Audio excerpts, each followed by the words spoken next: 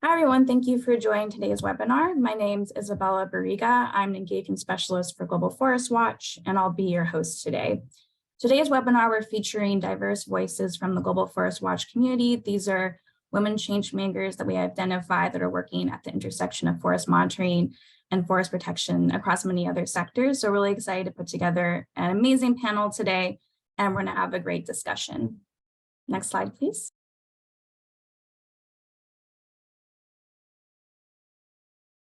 So this webinar will be hosted in English, but we're going to provide simultaneous translation to Spanish and French.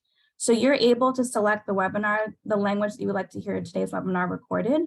So if you go to the Zoom dashboard, you can see there's an interpretation feature. So you can select if you want to hear this webinar in Spanish versus French. So I'll give folks a chance to select the language that they want to hear today's webinar in. And indeed, this webinar is being recorded, so everyone will receive a copy of the recording at the end of the webinar.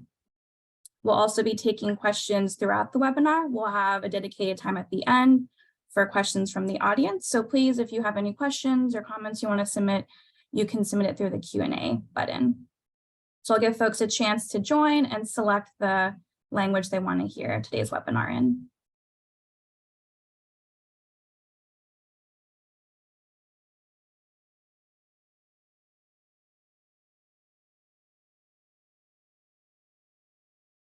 Great, and now I'm going to introduce our speakers. So from GFW and WI side, we have our great speakers and moderator. So first we have Jessica Webb. She's a strategy lead for people and forest protection at World Resource Institute. She leads efforts to enable the locally led protection of forests and community forest rights across the tropics by supporting stakeholders and harnessing the best available data for monitoring and management, as well as identifying gaps, technology, and research, and deploying strategies to address those gaps. So Jessica has over 15 years of experience working on issues at the intersection of ecosystem conservation, including land governance, environmental democracy, accountability, livelihoods, assembly standards, and the rights of Indigenous peoples and local communities. We're also joined by Stephanie Borcha. She's our moderator during today's webinar. She will be moderating our discussion with the panelists. She is a small grants fund specialist at Global Forest Watch. She oversees a small grants fund, which helps provide technical and financial support to civil society organizations and communities and using technology to combat deforestation. And prior to WI, Stephanie has diverse experience working for several mission-driven nonprofits, including Cultural Survival, Fair Trade USA, and the Climate Reality Project, as well as ICUN. And then the next slide, please. I'll now introduce our great lineup of speakers. So first we have Abigail Frimbong. She is a previous tech fellow for Global Forest Watch. So she's a passionate conservation scientist with a decade of relevant experience in successfully coordinating multi-stakeholder conservation projects in Ghana, as well as Cote d'Ivoire. Her experience in biodiversity conservation, climate change mitigation, adaptation advocacy, and rural development comes from coordinating projects funded by several initiatives such as the World Bank, FAO, GEF, and many others. So she is one of our Global Forest Watch fellows who worked extensively in Africa and really advocated for integrating the use of technology-based tools and forest resource management and forest landscapes of Ghana. We're also joined by Benita Nastami. She is a researcher at Women's Research Institute, which is a non-university research institute based in Jakarta, Indonesia. She joined WRI Women's Research Institute in 2014, and she's been involved in conducting gender analysis on various issues using feminist methodology and analysis. One of the issues she works on at WRI is environmental issues, and that's how she was involved with working with Global Forest Watch. So she helps analyze social conditions in more depth, and she's currently producing a master's degree at the Department of Sociology in Indonesia. We're also joined by Wendy Pineda. Wendy will also be providing her remarks in Spanish, but you'll be able to hear it in English or French, depending on how you selected the language. But she is a project coordinator at Rainforest Foundation, She manages the tools and specializes using geographical informational systems, GIS, looking at mapping, geographic environmental engineering, satellite remote sensing, project management techniques to create participatory tools, as well as training methodologies for communities working to protect and manage their ancestral lands. And since 2007, she has collaborated with many Indigenous peoples organizations in the Peruvian Amazon when it comes to community monitoring, mapping, and technology transfer initiatives. And she is a native Spanish speaker. And last but not least, we have Tatiana Nana. She is the Central Africa Climate Technical Advisor for the U.S. Forest Service International Programs. She was also a previous tech fellow from Cameroon. She's a climate specialist with 17 years of experience in natural resource management, GHG accounting, thematic mapping, as well as technical support when it comes to design, implementing climate change capacity building programs in Central Africa. She's been highly involved in REDD+, as well as monitoring, reporting, verification, and climate change mitigation, as well as adaptation policies and programs across the Congo Basin, forest cover mapping. And her work experience with the National Congo Basin institutions, this also includes working with the U.S. Forest Service, FAO, and World Resources Institute, of course. So as you see, we have an amazing lineup of panelists today, and we're excited to hear more from them during the webinar. And for those who may be new to Global Forest Watch, I just wanted to provide a brief introduction. So Global Forest Watch, it's a free public good that offers an integrated, openly accessible suite of tools to enable experts and non-experts alike to access information about forest change and mobilize action. So we offer a suite of tools designed to increase knowledge and transparency about forest landscapes, advance private sector action to stop commodity-driven deforestation and manage forests sustainably, as well as harness information to mobilize local action by governments and civil society. So thank you all again for joining. I'm going to hand it to Jessica Webb, who's going to provide our opening remarks for today's webinar. Thank you, Isabella. Next slide, please. Good morning, good evening to all, depending where you are in the world. Thanks so much for joining us here today. So the goal of Global Forest Watch is to democratize access to data on where and when and how the world's forests are changing through free, easy to use open source technologies. When we launched Global Forest Watch almost a decade ago, we quickly realized that if we wanted to reach the folks who were impacted the most by decisions on forest resource use, but had historically been able to participate the least in these decisions, putting data on a website alone was not enough. Next slide, please. We also needed to engage with changemakers within threatened forest areas who have the existing networks and relationships and a deep understanding of local contexts in order to ensure the data was being delivered to the hands of those who could benefit from it the most in a way that speaks to their needs and realities. With that in mind, we created the Small Grants Fund and later the Tech Fellowship in order to identify champions of forest monitoring technologies and further strengthen the capacity to integrate satellite-based data into their work to protect forests and the rights of those who depend on them. Next slide. This year's UN International Women's Day theme, DigitALL, Innovation and Technology for Gender Equality, recognizes the gender gap in digital access, which can prevent women from unlocking their full potential. This really spoke to us at Global Forest Watch, a women-led and majority female team. Not only have women's contributions to advancing science and technology been historically undervalued, women have also been underrepresented in the fields of forestry and land use management as well.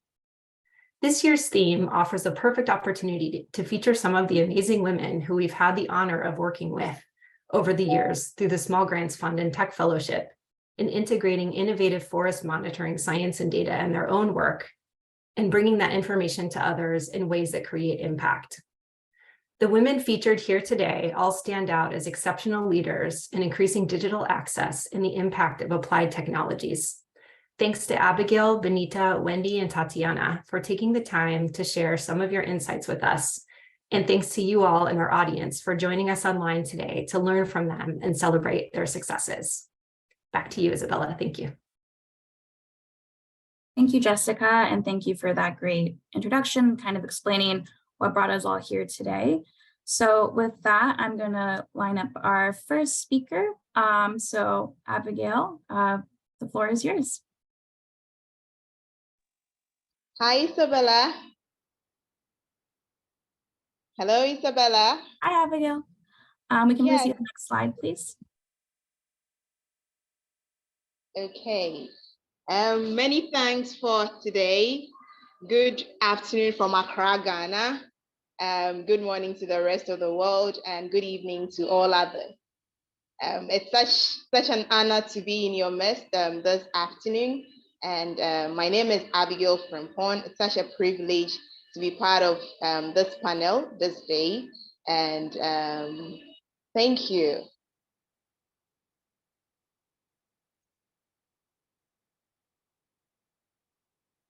Okay, so as I said earlier, my name is Abigail Frimpong. I am a passionate conservation practitioner who works in Western Africa, specifically in Ghana and Cote d'Ivoire.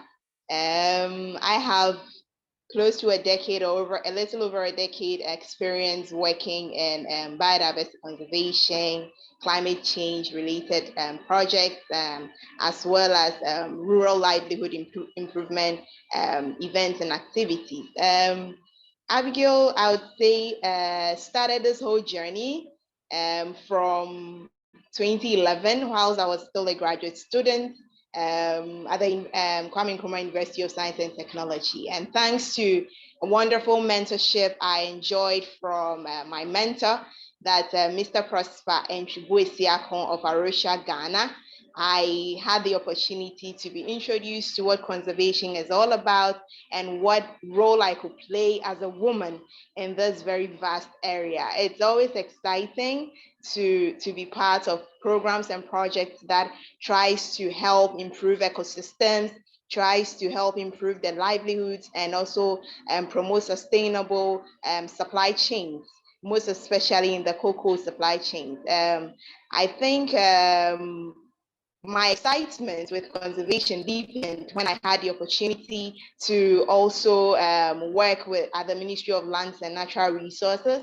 during my national service, where I was equally mentored by Mr. Matthew Abibio, who helped me understand how policy really helps improve natural resource management. And then getting the opportunity to do much field work, engage in activities that help promote biodiversity conservation with French communities was deepened with my role as an international project coordinator with Conservation Alliance for about 5 years, where I was also under the mentorship of Dr. Yao Sewusu, who helped me appreciate what conservation was all about, how much I could do as a woman scientist and as a conservation practitioner through all the platforms and opportunities that I got handling all the projects I worked on. Interestingly, I equally had the opportunity to interact and engage with wonderful women colleagues like Henrietta,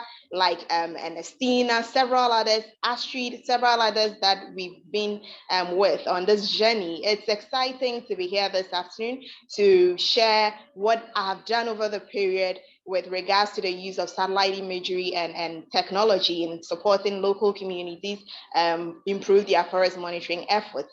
And so I want to thank you all for having me here, and sure, I'm here to learn more and to also share what I do and do well. Thank you.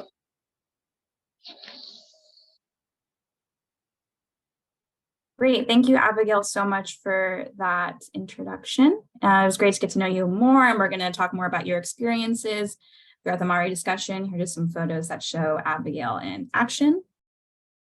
And now we're going to hear from our next speaker. So I welcome Benita Asami. You have the floor. Feel free to introduce yourself to everybody. Okay, thank you, Isabella. Hello, everyone. Good morning, good afternoon, and good evening from Indonesia. As for introducing myself, I would like to tell stories about the identity attached to me related to where I live. So I am a Muslim and a Javanese woman and also a non-disabled. As a Javanese, one of the biggest tribes in Indonesia, and a Muslim, who lived in Indonesia, I have the privilege of being the majority, so I don't have to feel worried or fear of being persecuted by my surrounding when I practice my religion. And then as a non-disabled, I have access more to buildings, to education, to job opportunities, and etc. However, as a woman who live in Indonesia, I am also vulnerable to being marginalized and discriminated because of the deeply rooted patriarchal culture in Indonesia. So this awareness of the multi-layered identity of women started to grow within me when I was in the college. I began to know that not all women are lucky. There are layers of different identities that lead to the layers of violence and oppressions against women. So yeah, next slide. This is what got me interested in working on the issue of strengthening women's rights and joining the Women Research Institute in 2014. And then in 2015, the Women Research Institute became one of the GFW Small Grant Fund recipient. And I was involved as a researcher and program officer to handle the project. From the project, I once again realized how women are also a vulnerable group in forest and land management issues. Next slide, please. So the GFW satellite data really support our work at the Women Research Institute to obtain information about the condition of the forest in the areas. These data are used as evidence to support the advocacy process driven by village women in the project area. The data about the forests around them is an essential tool to influence policy and hold companies accountable for their activities. What was interesting about our process of introducing Global Forest Watch to women's group in the village was that they say that they felt amazed that they could zoom in or their village on the GFW map to see the impact from nearby plantation and felt that the data gave legitimacy to their causes.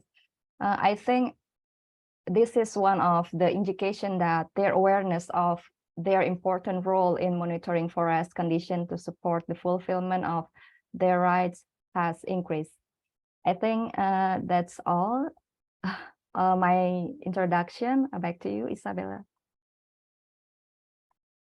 Thanks, Benita. And it's great to hear all that you've done since the fellowship, and thanks so much for sharing, what drives you and what helped you pick this career.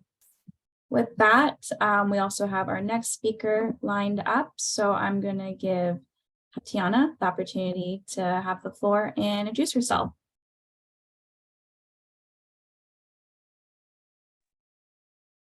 Hi, everyone. Thank you for giving me the floor. I am Tatiana Nana, currently Central Africa Technical Advisor for the U.S. Forest Service IP. I'm very lucky because I have the opportunity in my current duty to work in a project, in an initiative that aims at strengthening capacity and increase the participation of women of Central Africa in their national climate change processes in order to increase the number of women that are working in this field. But previously, I have been a Global Forest Watch Tech Fellow in 2018. I am next, please. I am currently based in Brazzaville, Congo, somewhere in the satellite imagery you see of the Congo River. I'm somewhere there. I'm living somewhere there. I said that I have been a Global Forest Tech Fellow in 2018, and previously I have been a contractor for the Ministry of Environment in my country, Cameroon, and then an MRV expert at the Red Plus Technical Secretariat in Cameroon then. And during my professional career, I had the opportunity to benefit from several trainings and in GIS and remote sensing. These led me to start working as a freelancer. So I worked with the World Resource Institute in where I produced GLAD Alerts newsletter. I also worked as a detailer for the US Forest Service previously, and I got the privilege to work and participate in the CAFE FAO study on drivers of deforestation and forest degradation a couple of years ago. However, the Global Forest Tech Fellow was a trigger event in my professional career. Next, please. In my professional career, because it gave me the opportunity to work on a project that aimed at estimating forest loss in Cameroon, especially in the emission reduction program. One of the outstanding results of the study was showcased at the American Geophysical Union fall meeting in 2018. Then I published my first scientific paper. Within the framework of this fellowship, I participated in the Global Forest Watch Tech Camp, where I received several trainings in Global Forest Watch tools and got the opportunity to connect with the next place to connect with fellows from other countries. It was unforgettable. Thank you. Thank you, Tatiana, so much for sharing your experience. Last but not least, of course, we have Wendy Benida here, and I'll give you the chance, Wendy, to introduce yourself. And just as a reminder, as I mentioned earlier, Wendy will be providing her introductory remarks in Spanish, but you can hear the simultaneous interpretation in English or French by selecting the interpretation option. Wendy, the floor is yours. Buenos días con todos y Good todas. morning, everyone. Soy Wendy Pineda. My name is Wendy Pineda, and I do participate in Quito City. This is a city in the north in Peru. Thanks for the invitation. I'm very happy to participate with very impressive women as Abigail, Benita, and Tatiana.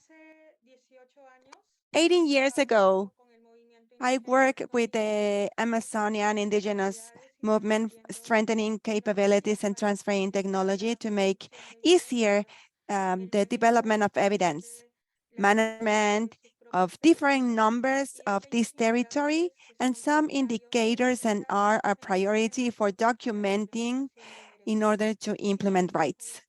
Next, please. In the last years, I have worked with the Rainforest Foundation US institution, and together with different native organization and representative organization has co-created different technologies and forest monitoring based on the community, which is very successful today, and it has been validated scientifically by the academia as an intervention reducing significantly deforestation and strengthening governance. These mechanisms includes positive measures that have been recommended by men and women from different indigenous populations that participate in this initiative in order to increase participation and different benefits from women in this monitoring and surveillance programs in the forest. Next, please. Rainforest Foundation US and the societies of indigenous communities have used to transfer technologies as smartphones, drones, among others, and also information to native communities, mainly satellite information, and distributes many satellite imaging to different partnering societies. And together with Global Forest Watch, it distributes early alerts for deforestation, and recently integrated alerts for deforestation, mainly to Amazonian indigenous partners that live in remote zones and they are not having access to internet.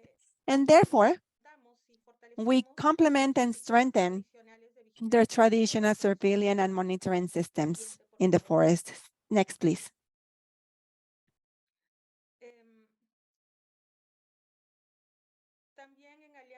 Also, together with different indigenous organizations, we are having actions, and we understand that access to information and these tools,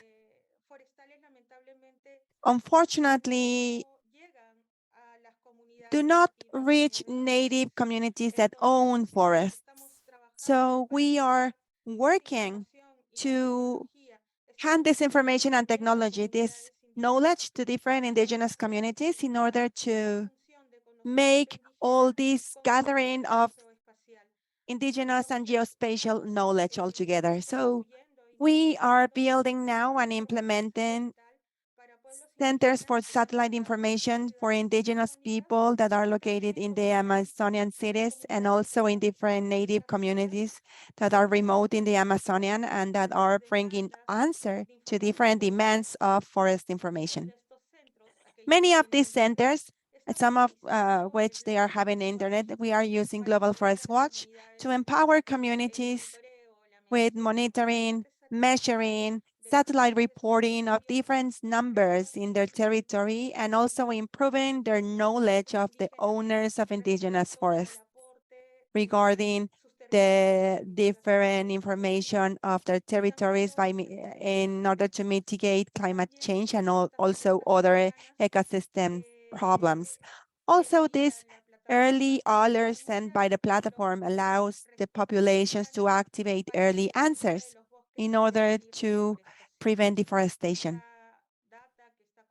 This data that is being built for the forest is also having basis for the populations in Peru, the new models in citizenships based on communities. The last slide, please.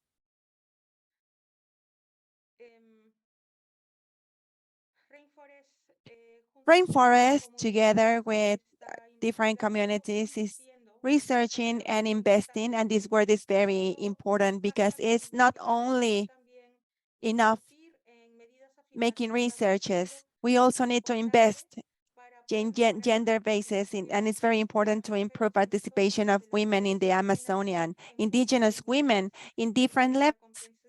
This is by understanding different relationships in family and community level, and also in the basin level, and also on the framework of different representations where politics and proposals are taken. These measures have been implemented,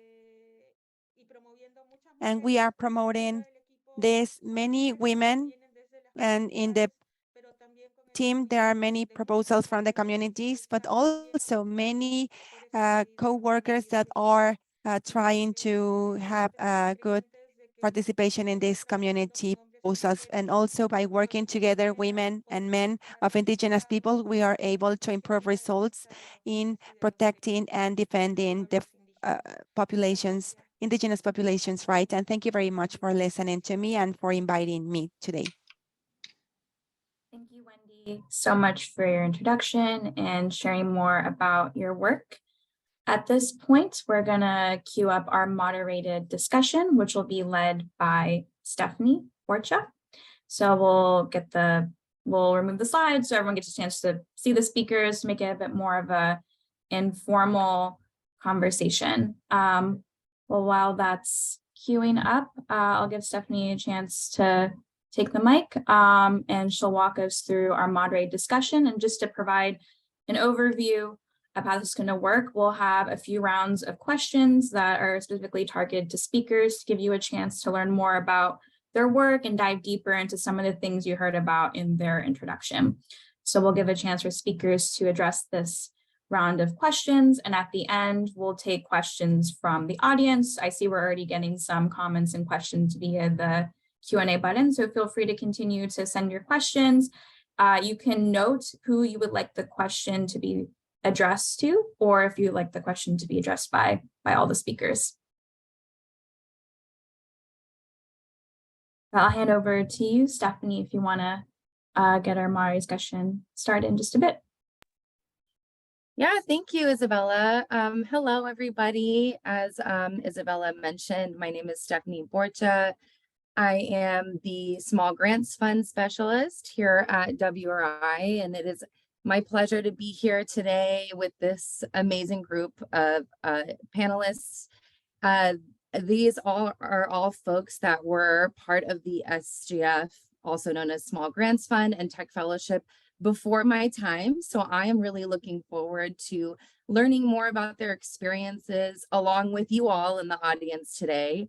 I did see some folks introduce themselves in the chat, and it seems like we have a really great group here that has a lot of really relevant experience in terms of what we're going to talk about here today. So I'm really looking forward to kicking off this conversation with our panelists. So I'm just going to jump right in. And I'd love to start off hearing from Benita with the Women Research Institute, which I don't know if you all noticed, but they share the same acronym as WRI. So you might get a little confused, but in this instant, we are talking about the Women Research Institute.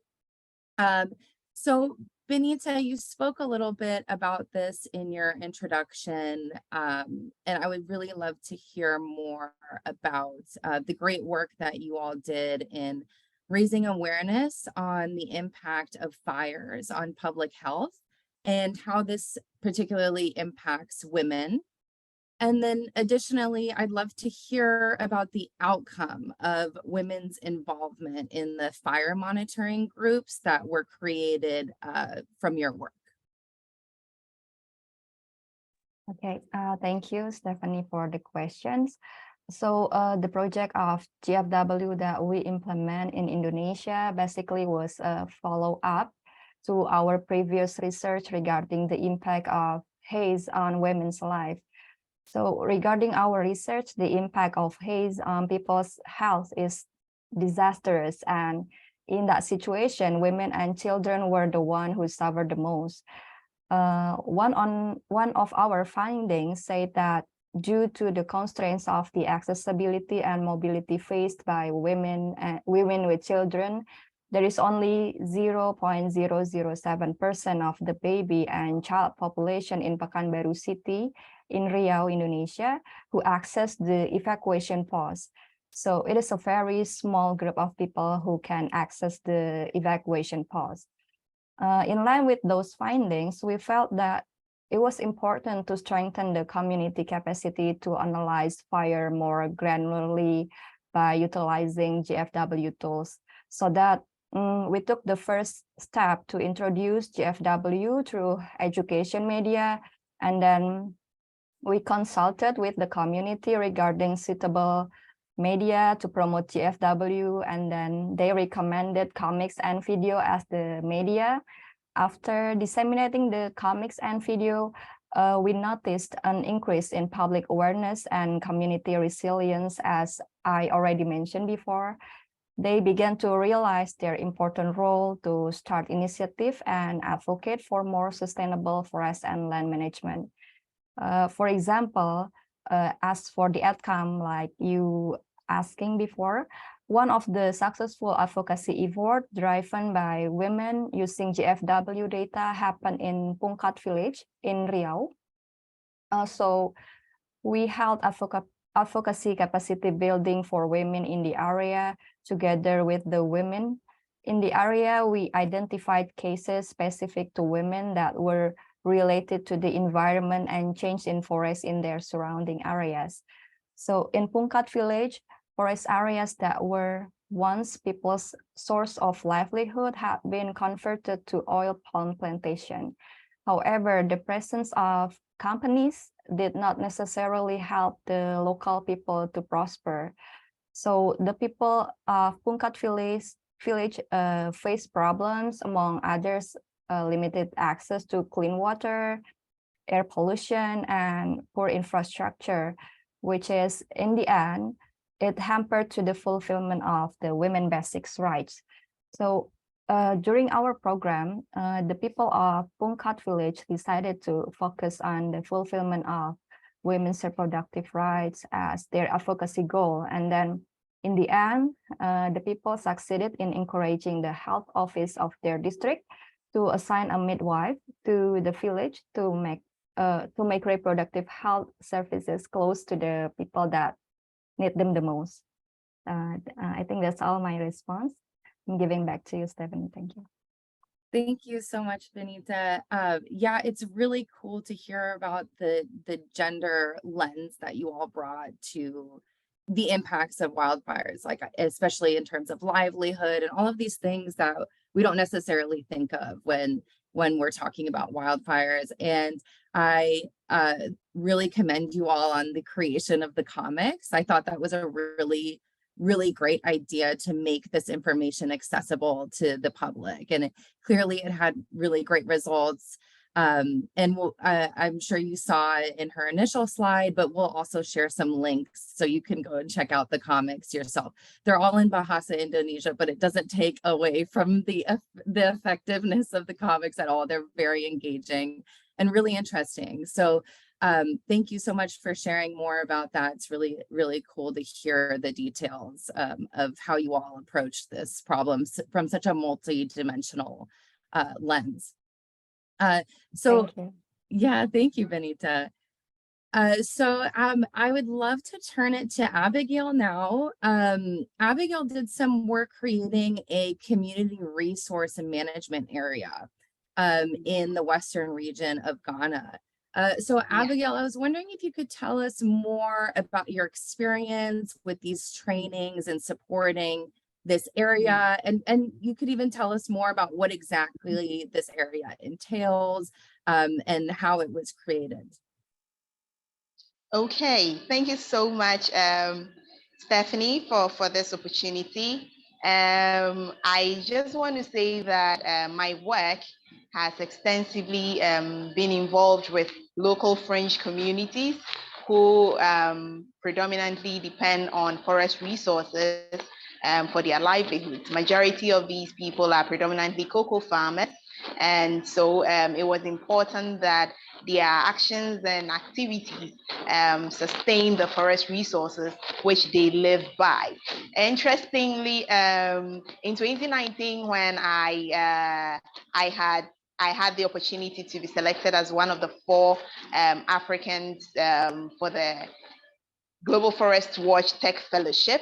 It was a very timely intervention because at the time that this fellowship came was exactly just about a year after the creation of the Community Resource Management Areas program, which was under a broader program called the Ghana Forest Investment Initiative, which was a mega program that looked at several issues regarding deforestation and the like. But this time, the CREMES, or the Community Resource Management Areas, were more like an output of that project to some good extent. And so the communities had been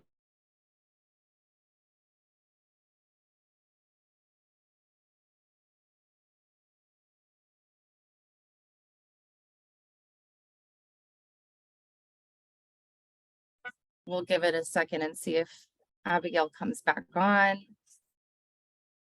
I was very interested in what she was saying, so I hope she gets a chance to get her internet connectivity back.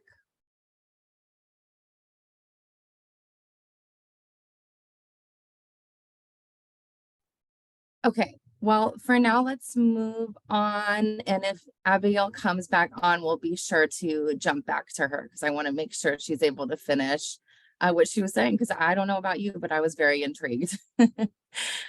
Okay. I'll just keep an eye out for Abigail if she comes back on. But in the meantime, why don't we move to Tatiana? Tatiana, I was wondering if you could tell us more in your experience of how access to technology like Global Forest Watch has helped mitigate deforestation in Cameroon. Thank you for giving me the floor. Fighting against deforestation, and I am going to add also forest degradation, because deforestation often occurs after several degradation events. It's important to know what resources are available and how to monitor them. So Global Forest Watch is critical forest monitoring tool. It provides reliable data on evolution of forest cover, land use, forest loss, and even associated drivers as well. Moreover, Global Forest Watch tools, such as deforestation and fire alerts, have made it possible to track major deforestation events in Cameroon over the past few years. So actually, currently, the Ministry of Forestry and Wildlife staff, either central or regional, use these different tools for forest monitoring. Thank you. Thank you, Tatiana, and thank you for making that distinction of forest degradation, because we all know from experience on the ground that forest loss can be a number of different things and a number of different drivers. And that's why it's so important for us to have those on the ground that are able to go into the field and verify. And it's really cool to hear about the ministry that is using Global Forest Watch to monitor these forests. Thank you. It looks like Abigail is back on. So Abigail, if you are able, I'd love to give you a chance to finish out your answer. I was listening closely. Yes, thank you so much, Stephanie. I think my link dropped, but I was saying that the Tech Fellowship was very timely, as in it gave me the opportunity to learn very much about what tools could be useful for the local communities to use whilst they go about their monitoring activities, because the key part of the premise was to ensure that deforestation, wildfires, illegal logging, illegal farming, and all issues that relate to deforestation are brought under control of the local communities. That is the essence of the premise to a very large degree. And so getting the opportunity to learn about the Forest Watcher app, which gave the locals the ability to see deforestation that is happening within their enclave and following it up during patrols and monitoring times, was very helpful and interesting, because then it made their activities very much managed, as in they didn't just go out there to monitor, but then they were monitoring based on alerts that they had received that something could be happening in a particular area. This helped them to put in the efforts that they needed in the right spaces, not to do things without, accurate or reliable data. So I would say that getting that training and then coming back to train the premise on how best they could make use of the Forest Watcher app was a very useful part of my engagement with the local communities that are part of the community resource management areas in the Western region of Ghana. Thank you. Thank you so much, Abigail. Yeah, it's great to hear. For those of you that don't know, Forest Watcher is an application that can be used with limited internet access, and it's a tool that a lot of our forest defenders use when they are on the ground doing field verification visits of deforestation alerts. So it's really great to hear about a community in Western Ghana that is using this tool to manage their resources in the area. And it's great to hear that the various stakeholders that it's impacting, the cocoa farmers and all of that. So thank you for adding that color to the community resource management area. It's great to hear about some of the folks that are involved in that. Thank you, Abigail. Okay, so turning to Wendy now. Wendy, you talked a lot about your experience working with Indigenous communities in the Amazon. And so I would really love to hear more about how you've seen communities apply local and traditional knowledge in forest monitoring.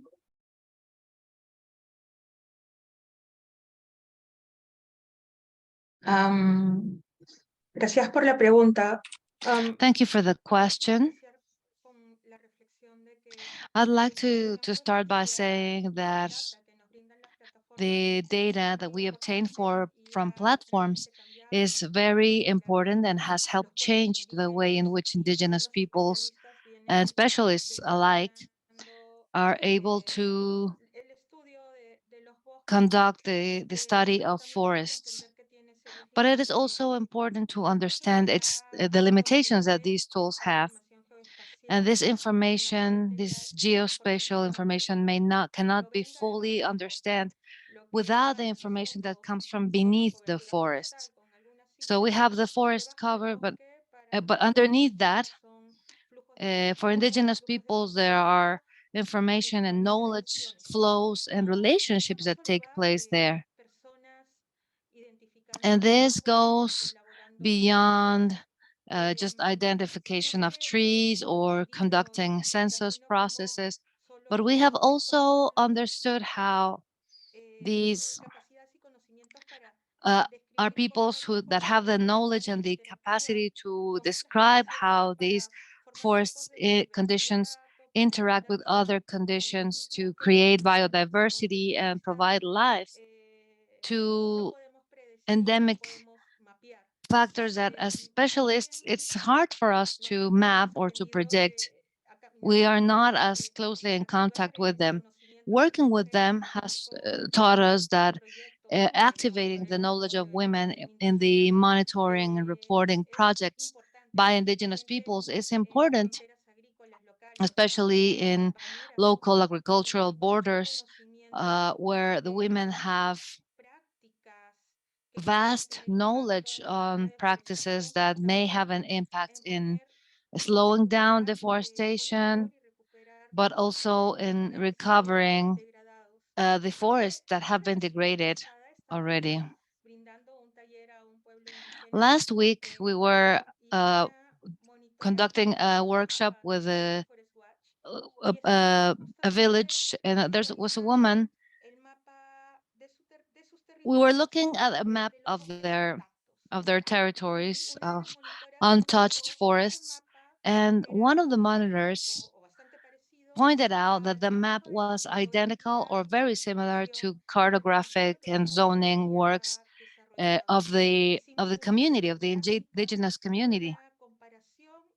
During the practices, we conducted a comparison between their map and the map that was produced by the Global Forest Watch platform, and they were so similar. To us, this was clear example that satellites take pictures of the forests in indigenous lands, but also they are representing the forests that have been so far been under the watch of these people. This map was there in the platform. We were able to see it like this because these people had allowed us to do so. They had allowed for their forests to be represented in this way. And talking to them, we understood that they have this power to document all the local practices. And this is how they have been able to model their forest and keep it in this state, which was, well, untouched forests, yes. But this was because of the decision and governance of the indigenous people living by it.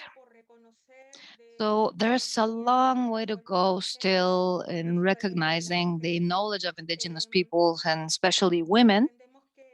We understand that the monitoring practices have a number of different indicators that help differentiate a healthy forest from one that isn't.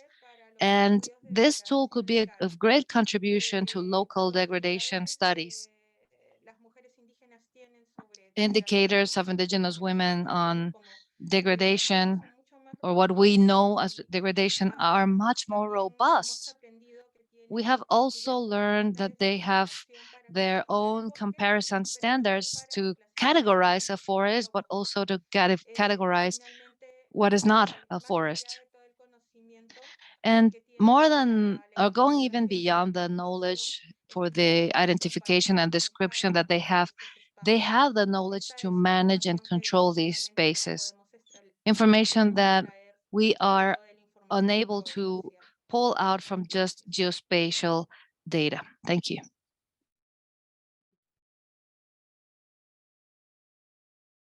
Thank you so much, Wendy. Wow, what a great anecdote. Thank you so much for sharing that story about how the Global Forest Watch map corresponded with the local Indigenous map. That's always so great for us to hear at Global Forest Watch. And additionally, as you mentioned, we know that Indigenous people protect 80% of the world's biodiversity. So it's really important to acknowledge this and respect the fact that they have this vast knowledge, as you mentioned, of their forest lands and of the various characteristics of what makes up a healthy forest and an unhealthy forest. So it's really important to find ways to complement and leverage this knowledge along with the geospatial data that we are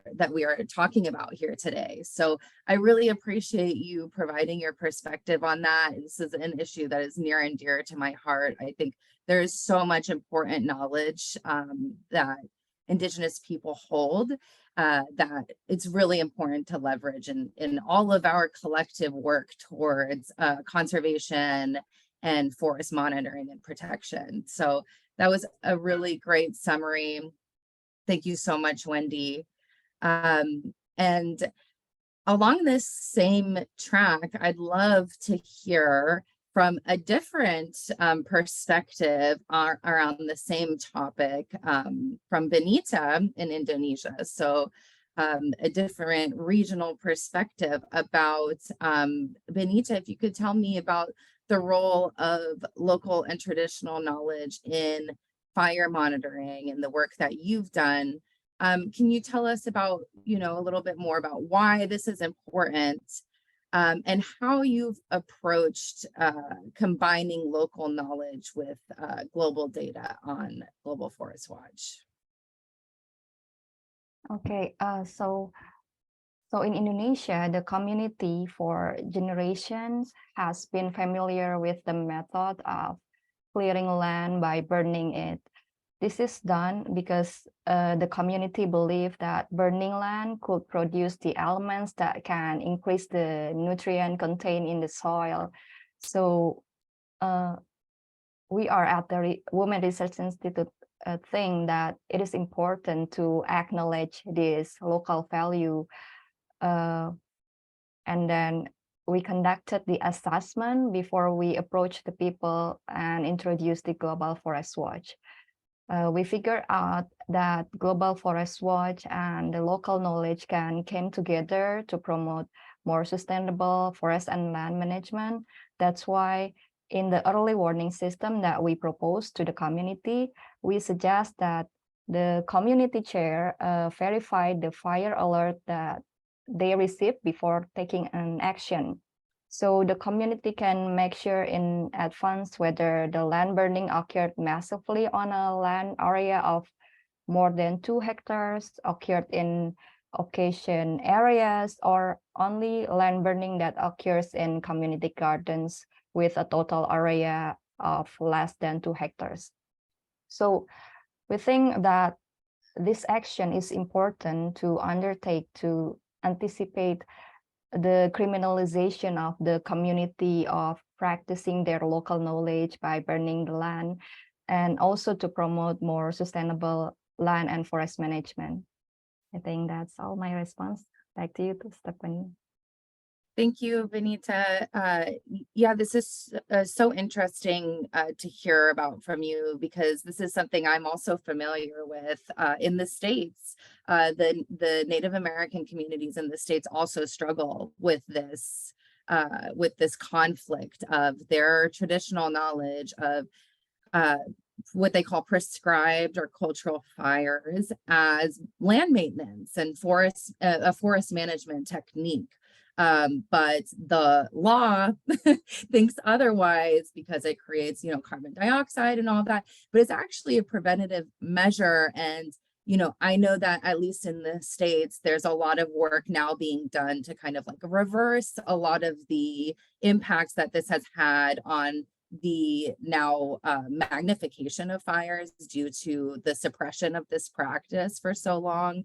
And I know in the States, there have programs now where they have the local community training the firefighters on prescribed fires. So that's really great to hear about how you all leveraged and centered the community members in this conversation about wildfires in Indonesia. So thank you for sharing that experience. I would like to bring it back to Abigail. Abigail, you mentioned in your introduction that you have experience working with biodiversity conservation, climate change mitigation, and adaptation, and improving rural economies.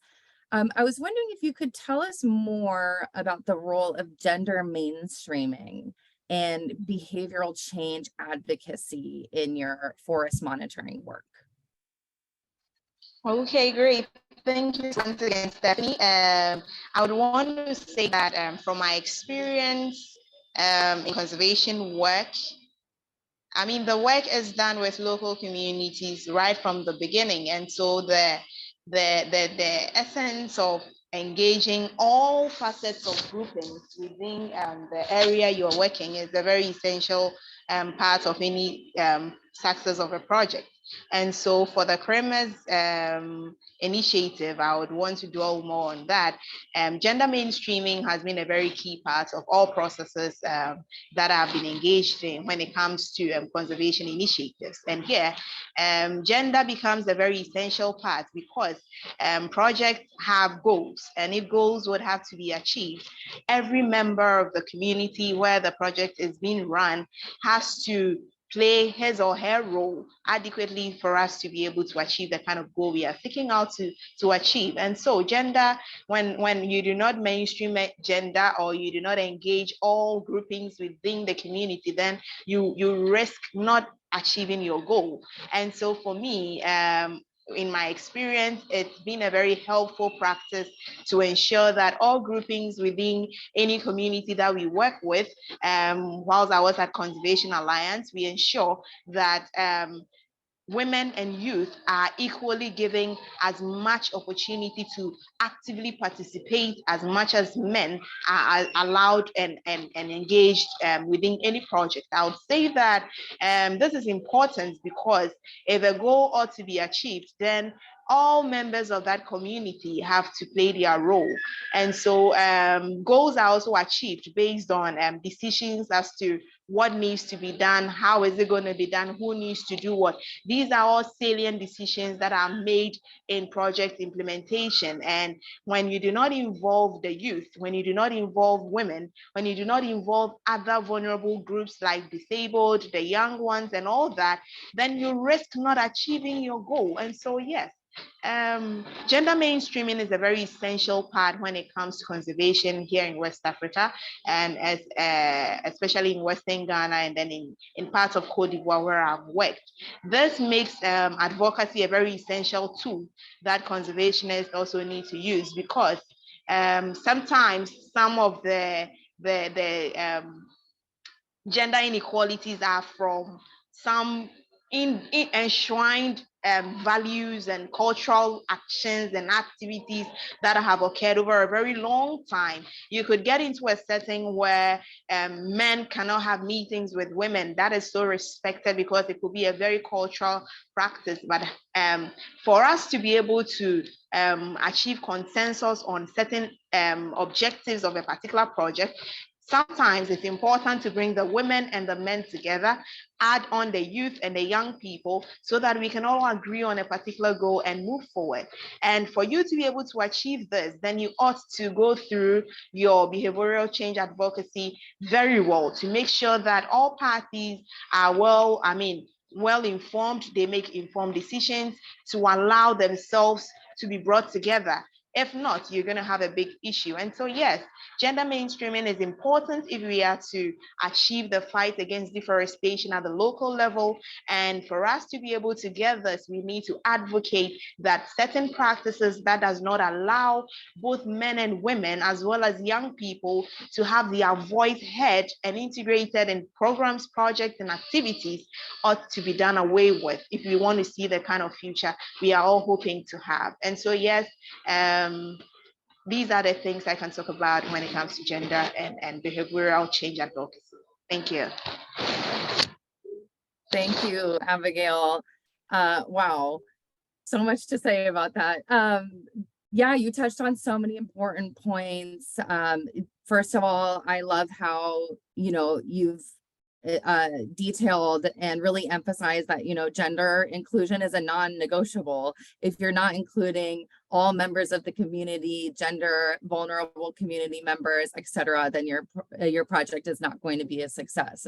That's just the truth.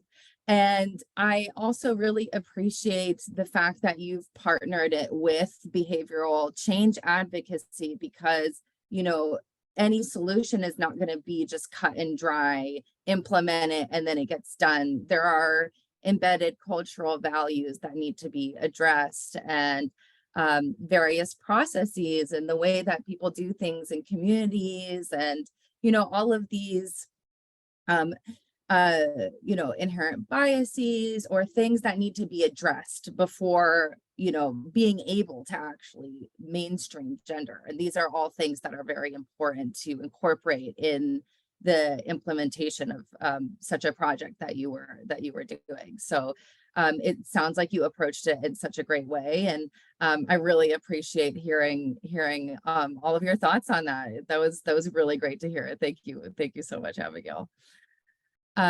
So bringing it to Wendy now, I'd also like to hear about some of the unique challenges that women in forest monitoring have faced in your experience, and how access to technology has changed over time for women in the communities that you work in.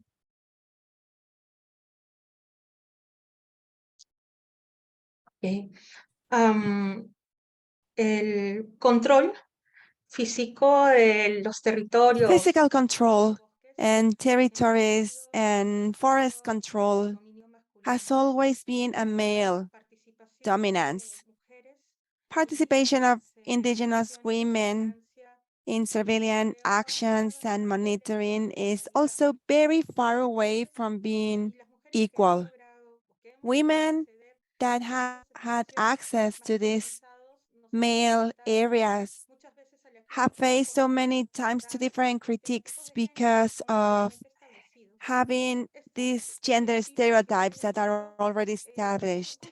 These stereotypes are culturally stronger in these communities, where not only men criticize women that have decided to devote their time to very long days, but also there are many communities that are criticizing female monitors and female surveillance where they decide to trigger the forest defense.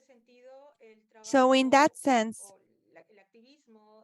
the activity of indigenous women and surveillance and forest watch is based on non-equal compromises, because after a very long day for monitoring, going back to home and also do their home duties. I mean, I want to say that many women in indigenous communities that have been triggered themselves into these programs are having more work daily basis than males, and they are having less recognition than males in their communities. And this situation is making us think and activate different mechanisms in order to invest and implement positive measures that are allowing women to understand, or the whole community to understand the different situation of women within a population in order to make easier the access for training,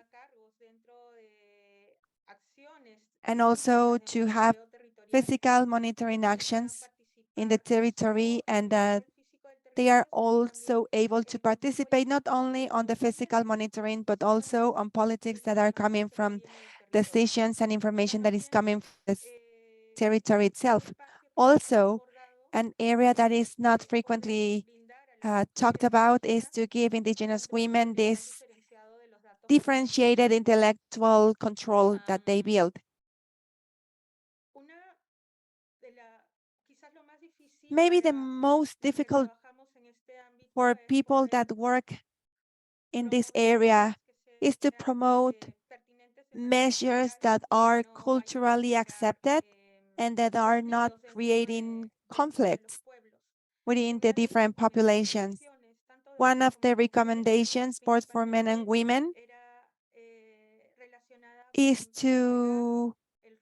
was related to recover the role of Indigenous women as educators and as the one that are caring for others. We were talking a lot about care in these past times by understanding how our women that are building these policies within their own household, within the territory, and within the different relationships that are created within families of the community and within the communities. They are the ones that are teaching the livelihood norms within communities and in the forest. So by promoting and recovering this role that is very accepted, the role of women that are taking care of others, this is how we are able to advance and to increase the number of women in this type of programs, additionally to other different positive measures.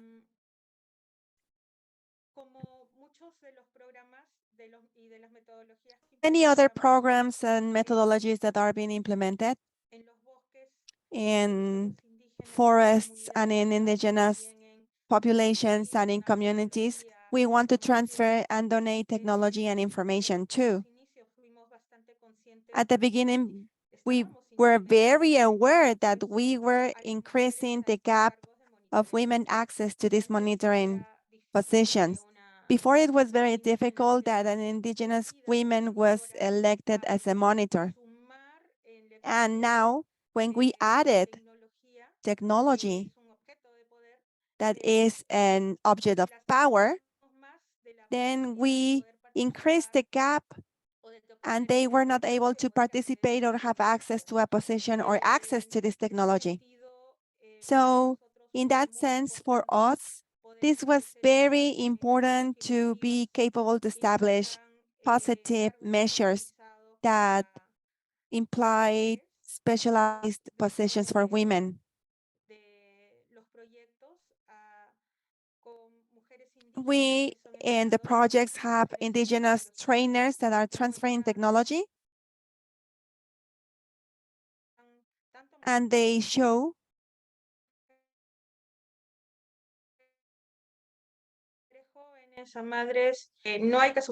women, youngsters, and mothers that they don't have to be scared and they are able to protect their lands.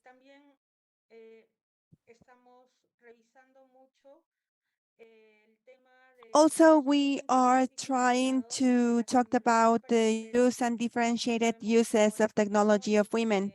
Now with drones, we know that many women are able to participate and they are safer in the monitoring tasks.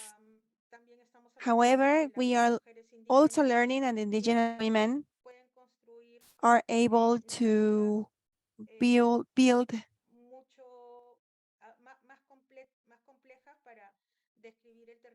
more complex stories to talk about the territory.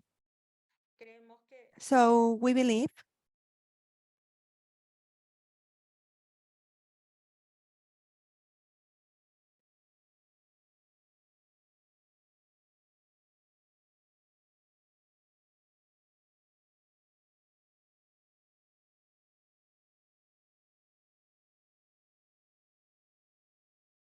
Okay, it looks like we might have lost Wendy once again while I'm on the edge of my seat, paying attention and listening so intently to all of the plethora of Estamos todavía en modo energía para que las mujeres puedan de los reportes. So we want to empower women.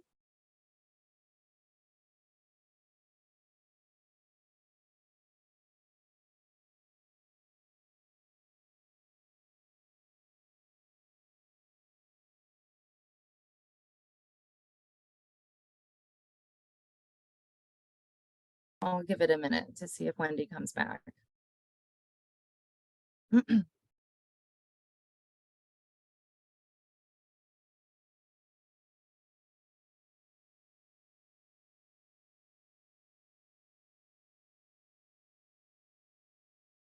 Hi, Wendy. I saw. Hola, disculpen. I'm sorry. I'm in the jungle and my connection is very unstable. And I really don't know where the communication got lost. So I just want to say that today we have more women than before, and they are participating in these programs right now, but still we have a lot of things to do right now in order to improve participation indicators for women. Thank you.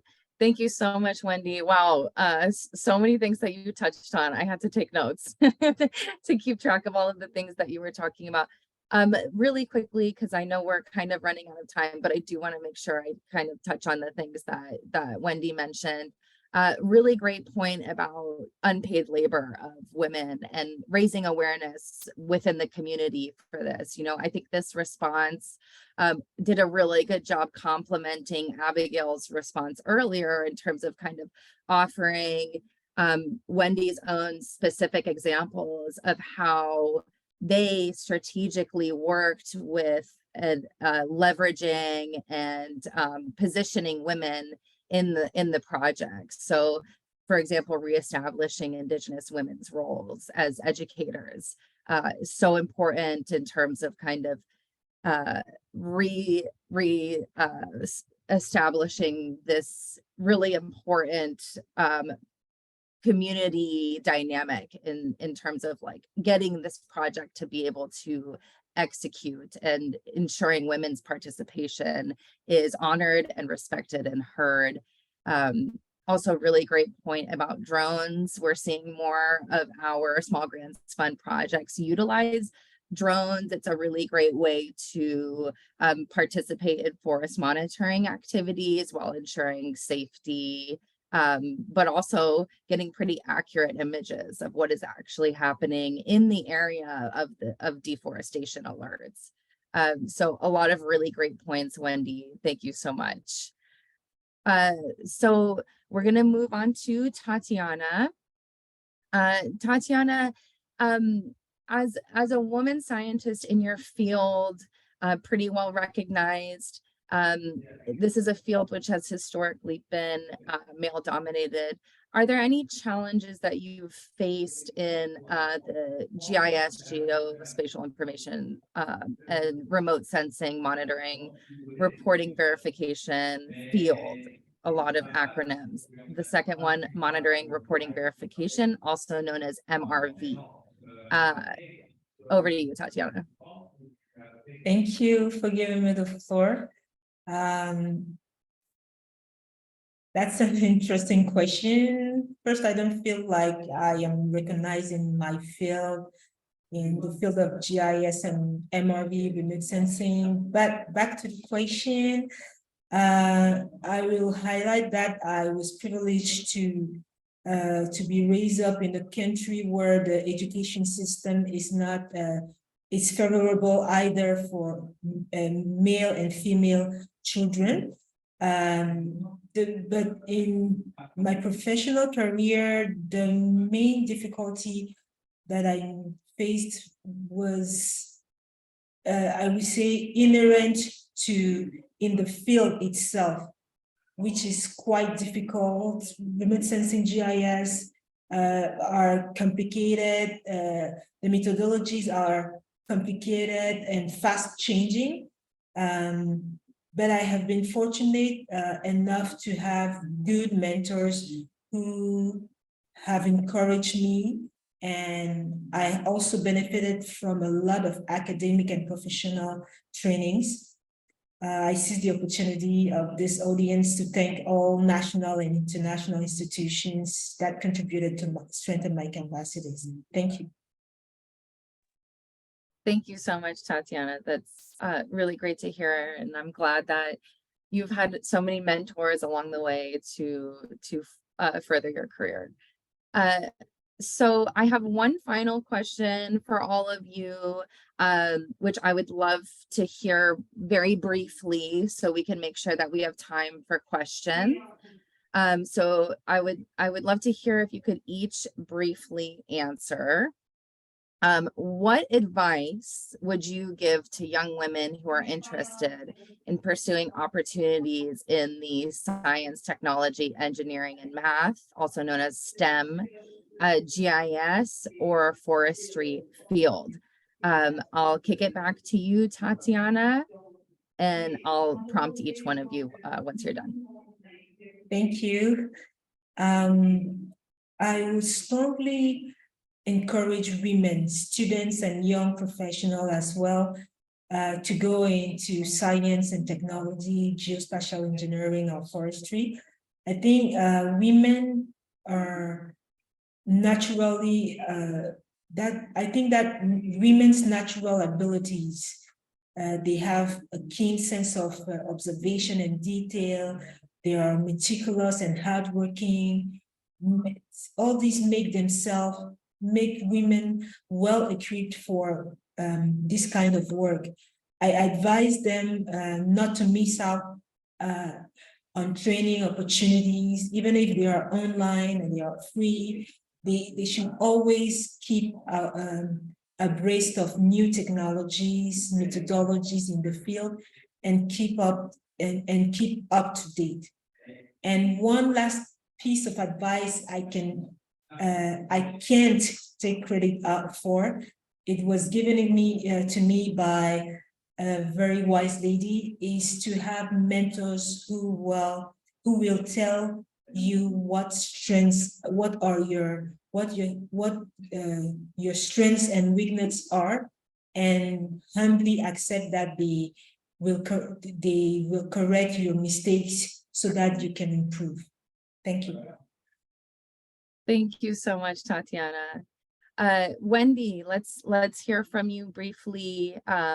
If your connection is back, it looks like you're going to go off camera to strengthen the correct connection.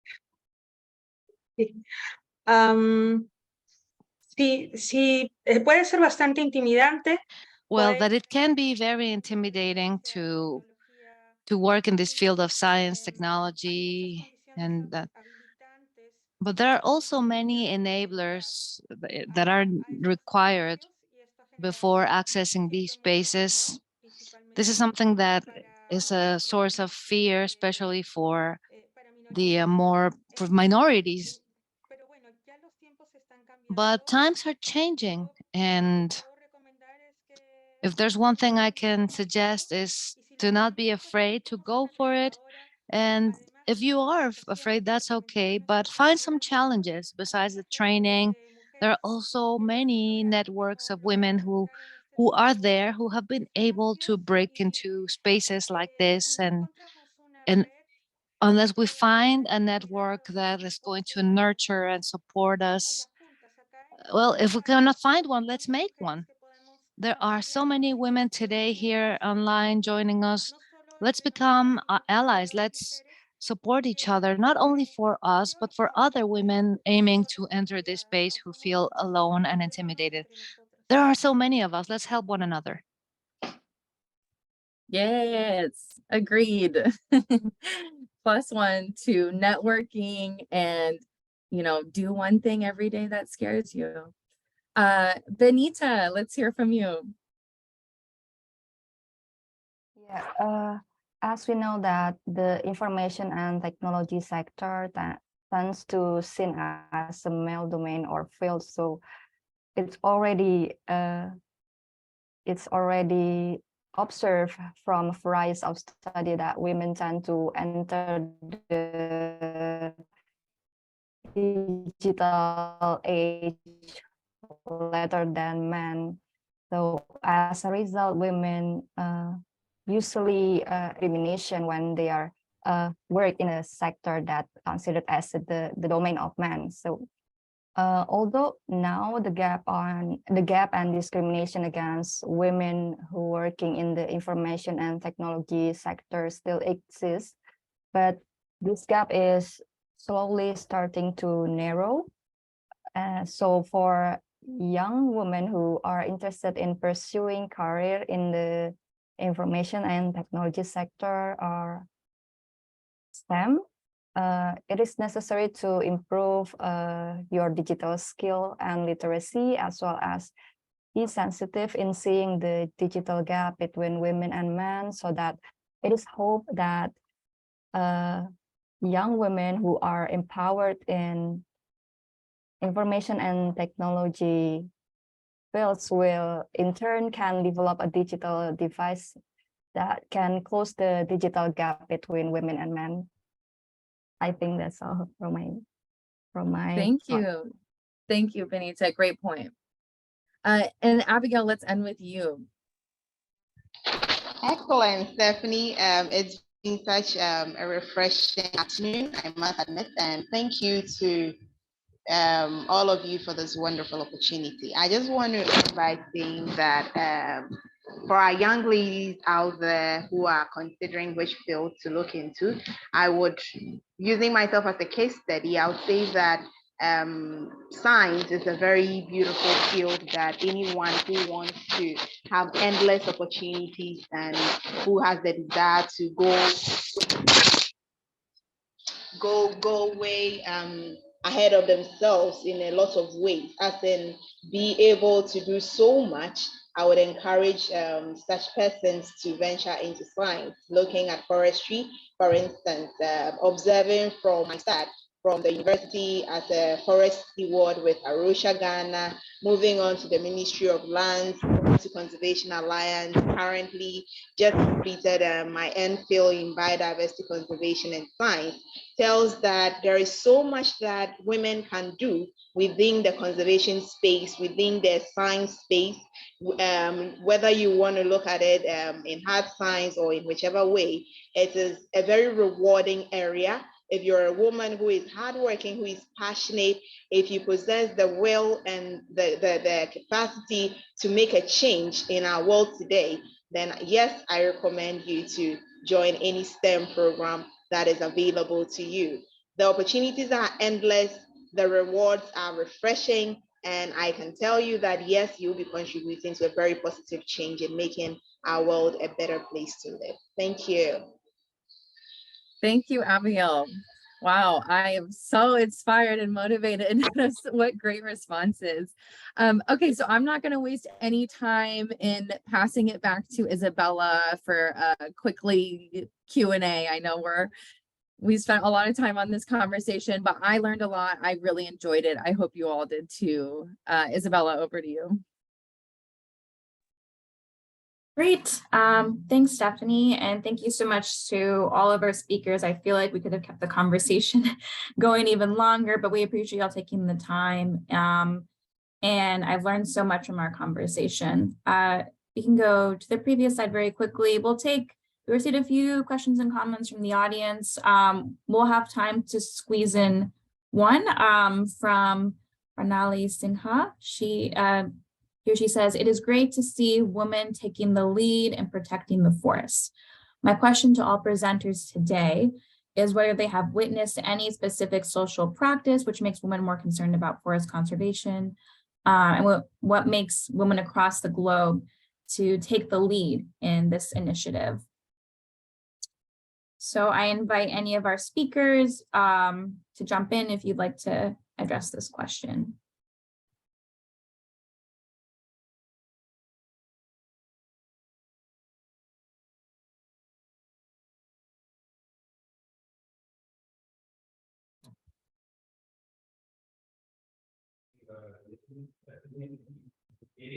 Hello. Can I take the floor? Yes, well, please do. Okay. I don't know whether it's a social practice, but what I was witness of, as I said previously in my introduction, it's important to train women because once ladies are empowered, they can they understand very well what are the issues in the forest. I like this word empowered because when you train a woman, you somehow knowledge brings power. So they are equipped to address the issues in their environment, especially in the forest. I am working currently on with women of an initiative, Central Africa Women Initiative for Climate Action, WICA. That aims at strengthening capacity and increase the participation of women in Central Africa in the national and international climate change processes. So within the framework of this initiative, women are trained, focusing national processes to measure reporting on greenhouse gas emissions to the UNFCCC, and also carbon accounting and climate change diplomacy. At the end of the program, they have diplomas, but also they are involved in national processes. And we also we were witness of the participation of both ladies in different COPs, Conference of Parties on Climate Change, and they really impacted their countries. So this is my experience that I wanted to share. Thank you.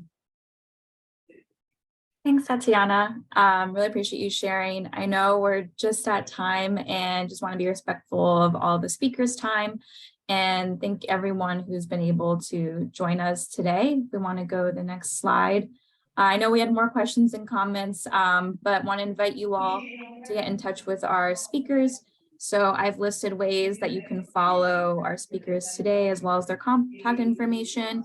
So all this is linked in the chat. Please feel free to get in touch with us if we didn't get a chance to answer your question. And we just want to thank you all for being here today and, you know, hearing from these very powerful women. You all inspire me and hope we can continue the conversation after this webinar. So thanks everyone for joining. Please feel free to get in touch with us or the speakers, and hope you enjoy the rest of your day. Thanks, everyone. Thanks. Thank you. Thank you again to our speakers. Have a great one. Thank you.